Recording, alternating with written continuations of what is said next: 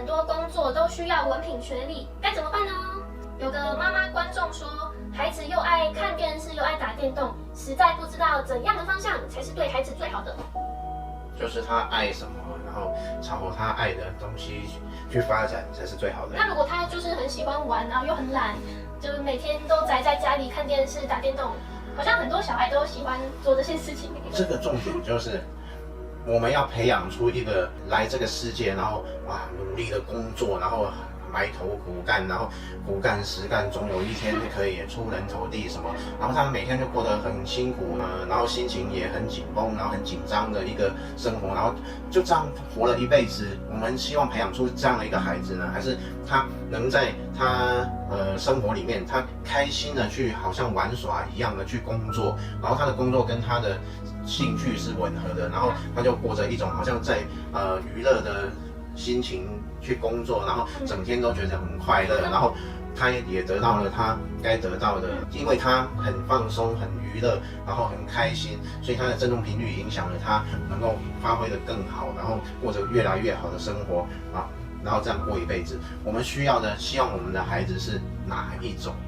但是你说这样，有些人会说，那些听起来都是梦想啊，梦想又不能当饭吃，还是要面对现实啊。现实就是这个社会就是很现实。如果你没有文凭，你没有学历，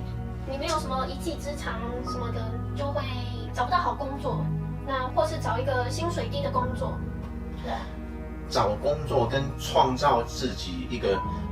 能够赚钱的事情，这是两件完全不同的事。应该这么说，就算工作，你也可以找到一个符合你兴趣的工作，而不是随便找一个所谓的薪水高的工作。你借由文凭，通常文凭就是你朝着一个你并不是很喜欢的一个事情去发展，然后你学习了很强的技能，然后到时候这些技能能够运用在工作上，然后就可以找到一个比较美好的工作，比较好的工作不是美好。然后你就去进入这个职场，然后就工作，然后就只是为了赚钱而工作，通常就是这样子。那如果不知道自己要做什么呢？有些人他真的就是想破头都不知道想做什么，也没有喜欢的事情，就是没有什么一技之长，就是好像什么都不会这样，就人生很迷茫，自己要什么自己也不知道啊。那你有什么建议吗？建议就是找出自己的兴趣，因为他这种问题通常是出在他接触的事物太少，所以他不知道有什么是他有兴趣的。所以要多接触吗？要多接触，从不同广泛的兴趣，然后去接触看看，你就会找到你真的有兴趣的事物。没有人是什么东西都没有兴趣的。那如果有一些父母他没有足够的金钱让孩子学习他所想要学的，其实很多事情不一定要很多金钱才能学，比如说唱歌，那他很喜欢唱歌，而且他对唱歌有天分，他不一定要去参与什么唱歌训练班，都不需要，他自己听着人家如何唱，因为他有天分，然后就可以去学习到怎么去唱歌，就是这样，不一定要花很多钱的。那如果孩子完全都不想要工作，不想要学习，不想要上班，什么都不想做，也不想赚钱，就只想要待在家里耍废呢？身为爸爸的你该怎么办呢？耍废是这样子，他耍废其实有原因的，就是他待在家里，他一定会有一些事情要做，他可能上网，然后去跟人家交流，然后或者说去打电动或者去做什么。他宅在家里其实是他有他的事情要做，不是整天躺在那里睡觉，睡觉也没办法睡24个小时，他一定有他想做的事情。其实他也不是真的耍废，他有他的想法，他只是不想跟人群接触。那这样子的孩子就可以去找到不需要跟人群接触就可以工作的，比如说可以在网络上工作的这种工作。现在很多工作不一定要跟广泛的人群接触的，所以你要找到他的面向的工作就可以了。最重要是他自己喜不喜欢，能不能带给他一种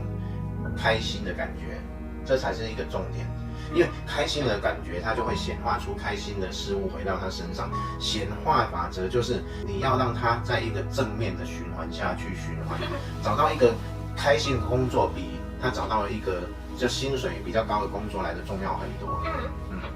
还有一个问题就是，有一些父母他们生小孩、养育小孩的目的可能是养儿防老。那假设说好让小孩子做他自己想做的事，但是如果他赚来的钱很少，都没办法孝顺父母啊，以后父母老了该怎么办？其实赚来的钱多钱少也根据他的喜不喜欢。有很大的关系。如果他对这个工作是厌恶的，是不喜欢的，他很快就会在这个工作，然后就会辞掉这个工作，或者在这个工作他会做得不好，因为他内在会显化再到外在，所以你让他在一个他并不喜欢的工作，但是勉强自己，因为是薪水高的，很快迟早他在这个工作也会失去这个工作，或者在这个工作吃到苦头，所以还是要回到一个正循环来运作才是正确的。即使你要他养儿防老，你也要让他开开心心的去提供你这些资源，而不是在一个他很苦闷的环境下，然后去压榨他，然后你就去做这个钱多，然后这样来养我，但是到最后往往是一个不好的循环。所以是说不管小孩做什么都不要管他吗？就让他自己自由飞？也不是说都不管他，就是你找到了他有兴趣的事情，从那一方面去引导他，去进入一个好的循环里面，然后并且你可以帮助他找到跟他兴趣有关的工作，这个就是好的引导，而不是把他放飞，然后不管他了。所以正确的引导是很重要的，而不是一个错误的引导。你也不要把他引导到他很痛苦的那一面，你也不要让他虽然快乐，但是却没有带来任何的收益，这也可能不是你要看到的。所以你就把他引导到一个他既开心，然后又能够回馈的一个轨道上面去。其实如果是那种老灵魂小孩，一生出来就很聪明、很有智慧的小孩，其实就算放着不管你，好像也没关系，对不对？其实这个重点就是大家不明白，钱这种东西不是靠努力奋斗就会得到的，而是显化。看我们前面的一些影片，就可以明白了这一点。如果知道这一点，反而你要让你的小孩多往显化的一个方向去显化金钱，而不是教他要努力奋斗啊，然后要打拼啊这样子。哇，这世界很多人都说，努力才会有收获，努力，什么努力不一定有机会，但你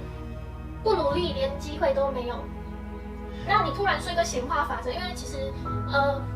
目前还有很多人都不知道显化法则这一回事，也没有体会。那你可以怎么简单的说明为什么显化不是由努力而来的？我们想想看。显化法则它最重要的是如何维持在那个振动频率上。我们做很多事情也是为了要维持在那个振动频率上，而不是说一直要去努力的做，而是你维持在那个频率上有多久的时间。所以一个好的振动频率，你开心的去运作的时候，它就是可能是像是一种玩耍一样的心态，娱乐的心态，然后美好的感觉，让它维持在那个美好的振动频率上。这时间越多，然后它所回馈回来的就更多。重点是那个振动频率，而不是努不努力的问题。所以你让他做一件开心的事，他很愿意去做，他就跟努力没关系了。他可能做24小时也不会累，因为他好喜欢去做那件事情。比如说他喜欢画画，那画一整天他也不会累。他不是在努力的画，而是在享受着那件事情。对啊，对，所以这跟努力没有关系。他正在享受那个过程的时候，就不是一种所谓的努力。他可能可以一整天都做同一件事情，但是你能说他好努力去做那件事情？其实不是，他是很享受在进行的那个过程，所以他的振动频率就一直维持在那个美好的状态里面。对啊，就会有很多美好的回馈，就是这样。像我们也不会很努力的拍影片啊，我们都是很随性的在聊天，因为对我们来说，其实从一开始到现在，我们自己不会特别想说自己在当一个 YouTuber， 然后拍影片啊、经营频道啊等等等。其实我们不会想那么多，我们从头到尾一开始就只是想着，我们来开心的跟大家分享一些事情，我们来一起聊天啊，然后拍影片分享，就这样子。那也不会很正经八百的，然后就是像机器人一样，然后开始讲给大家听什么什么的。对，所以我们是自然随性路线，就不是那种很专业的那个主持人。好，今天我们的题目是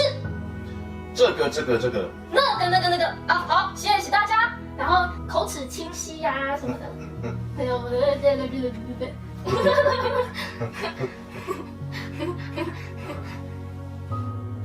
我们也是很享受分享的过程。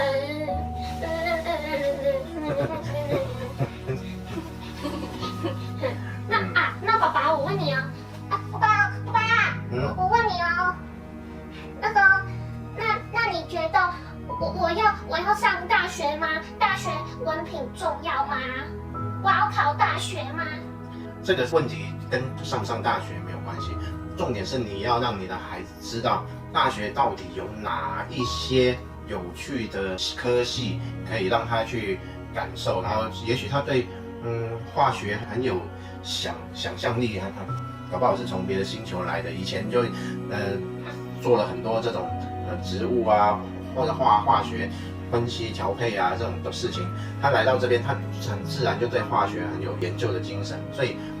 有这样的科系，你让他去，他就会很开心。重点是让他知道有哪一些选择是符合他的兴趣的，而不是强迫他，你去念法律系以后，你一定要做一个律师，律师才赚的钱多，你一定要去做律师，那这样子的方式就不对了。